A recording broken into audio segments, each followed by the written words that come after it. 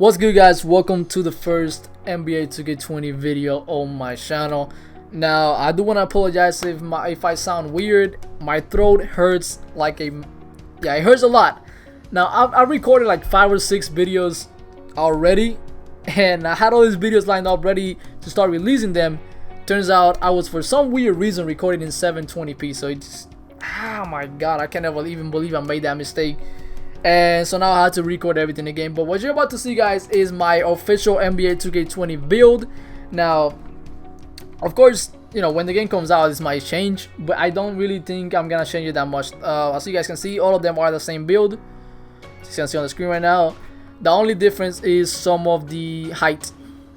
And at the end, I ended up going with 6'2", and I'll show you guys why in a second. All right, so I'm gonna be going with the playmaking / shooting. The reason being, if you go with, basically I want to make somebody like Steph Curry, but if you go with shooting first, or just the, you know, bigger, like the shooting maxed out, what's gonna happen is your ball handling is gonna be really low. And even if you go really short, to be able to get an 86 ball handling, you're gonna have to be like 5'7", which is just, you know, on 2K that's not gonna work. You're gonna be getting blocked. You're gonna be at a disadvantage if you're 5'7". And the one for me is this one right here. That's the only one that makes sense. Is the, you know, playmaking and shooting, like primaries, I guess, and then everything else secondary. But yeah, that's the build I'm gonna be going with. When it comes to physical profile, I'm gonna go with the first one, which is the agility one. It gives you 90 speed and 88 acceleration. My strength is really low, but the max I can get my strength to is 64.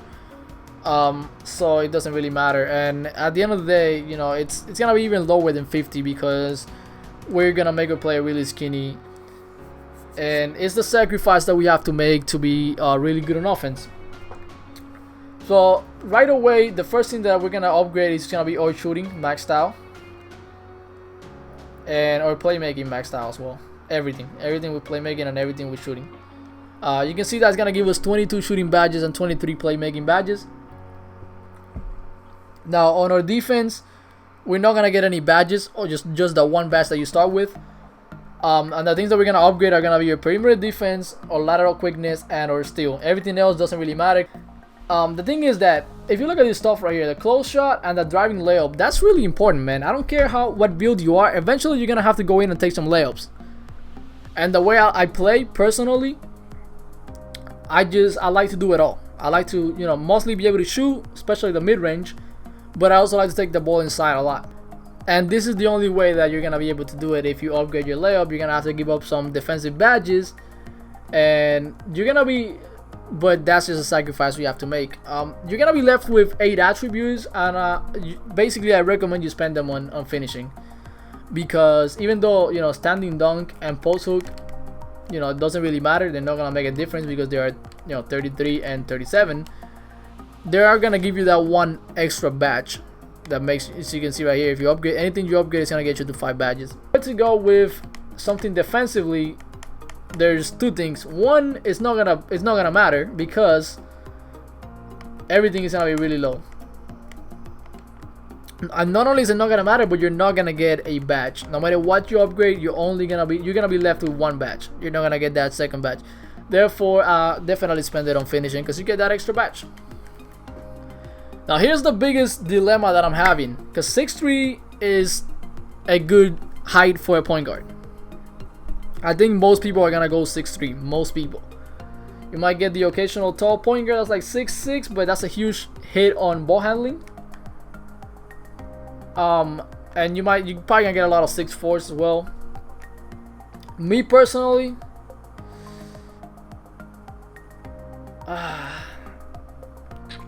I'm gonna go 6'3", man. Just because that ball handling is an 88. Although 6'4 is pretty good as well, but you lose a lot of speed. So I'm gonna go with 6'3".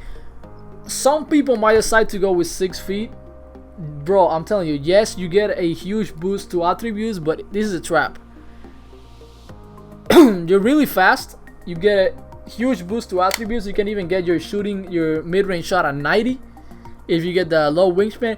But you're gonna be so short, it's just not worth it because you're gonna be way too short. So I recommend you're either 6'3" or 6'2", As of right now, I'm leaning towards 6'2", but I'm also liking 6'3", so I don't know. We'll wait and see, but it's definitely gonna be one of these two, 6'2" or 6'3". Now for weight, I'm just gonna go really low. I mean, it doesn't really make a difference at this point. I might as well just take the speed. You get 95 speed. If you go really high weight, you're gonna lose a lot of speed, and strength isn't gonna go up that much, so it doesn't really matter. It doesn't matter. And then for wingspan, definitely the lowest wingspan. This is not even a debate, right? I mean, there's no reason to go with a high wingspan because you're gonna lose. Your shooting is gonna go all the way down to 80. So just right there, this is the most pointless build. Now for the takeover, it doesn't really matter because you can change it. I'm gonna go with playmaker just because he was probably the best one in 2K19. A lot of people are gonna disagree with me, but it doesn't really matter at the end of the day. You can, like I said, you can change it and to whatever you want to. Yeah, something when you're selecting the overall rating for the demo, right? For some reason, every time you upgrade, so look, I'm an 85 right now. Take a look at my attributes. When I go up, it kind of just automatically upgrades whatever it wants. So if the game is like this, I'm really not gonna like it. If the game automatically upgrades your ratings for you instead of letting you choose what you want to upgrade, then this was a complete fail by 2K, because at 90 overall I only have 82 ball handling. Like, what the hell, man? If it let me choose what I want to upgrade, trust me, I will have ball handling maxed out at 90. That's the first thing I will max out. But yeah, it looks like in the demo for now it does it by itself, but I do think that when the game comes out, you're gonna be able to individually upgrade whatever you want. Now for the badges, let's start with the defensive badges, because for me it's a no-brainer. I only have one upgrade. I'm gonna spend it on pick dodger for the simple reason that whenever I'm playing Pro-Am or even in the park, I'm constantly just being run through screens over and over and over and over. So this is for me a no-brainer, like I said. Now for finishing, there's the obvious one, which is like Giant Slayer. If you really want to take it to the basket, you're gonna need Giant Slayer. And then the other one for me probably be contact finisher. I'll have to try out the rest of them. There's a lot of new ones like this one. Showtime also increases the takeover meter for your teammates. The question is, how much does it increase it by? Because if you have a lot of people running this batch, it could help out everybody get their takeover really fast. Then there's also relentless finisher and consistent finisher, which do look pretty good, as well as this one if you can time your layups. But this is just, I don't know, we'll have to try those out. But as of right now, Giant Slayer, I know the demo it's on easy difficulty.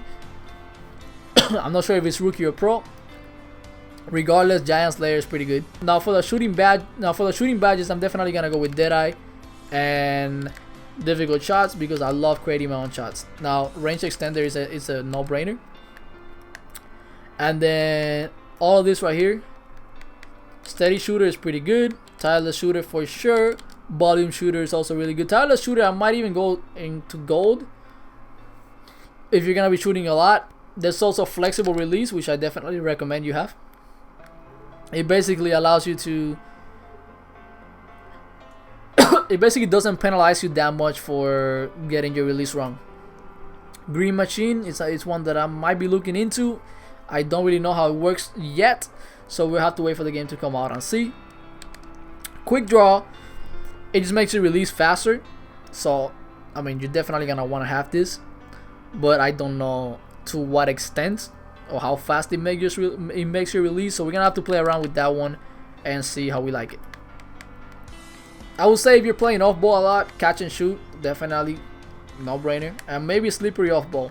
I'm probably gonna be running clutch shooter a lot because I'm the ball handler on my prime team, and that's gonna make me one of the go-to guys towards the end of the game. So I might be running clutch shooter, but for now I'm gonna stick with corner specialist,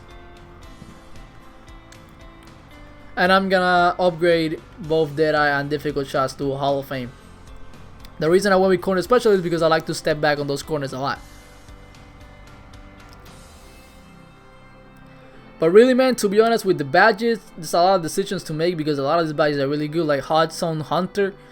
if you know your hold zones pretty well and you know how to get to shots from those areas, these are definitely, you know, this is a really good badge.